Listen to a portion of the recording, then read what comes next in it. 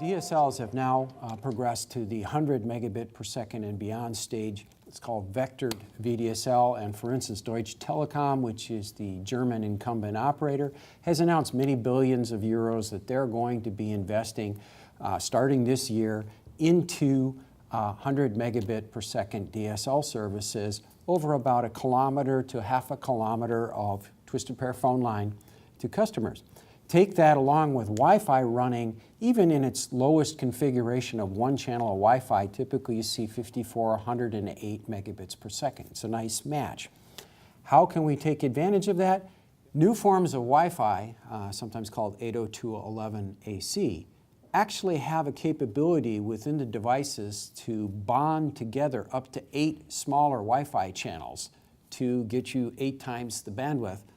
that you would have gotten with a single Wi-Fi channel. There are over 20 independent Wi-Fi channels. They all can be used to transmit 100 megabits per second, and if each of the access points delivering that bandwidth is connected by a different DSL connection back to the internet, those can be bonded together in cloud servers in the core. They can also be bonded together on your smartphone or your tablet or other types of system. So in a not too distant future example, in an apartment complex with 50 units, each fed by 100 megabit per second DSL, that's over 5 gigabits that could be shared by the Wi-Fi systems at the end of those DSLs, allowing every one of the units in the apartment complex to have at least 2 HD videos running simultaneously,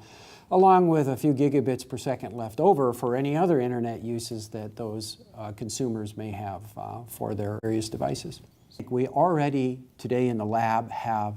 Droid phones that allow IP layer bonding of LTE and Wi-Fi, or possibly multiple Wi-Fis, and the capability to do it in the cloud on the other side, either breaking it apart or adding them together depending on the direction, is already feasible and is in not only in laboratories but in the internet already in use today for other purposes. This is a product theme for ASSIA amongst our many products, which are all oriented towards basically virtualizing the last link connections over the internet, making them software optimizable so that you can get a better quality of service.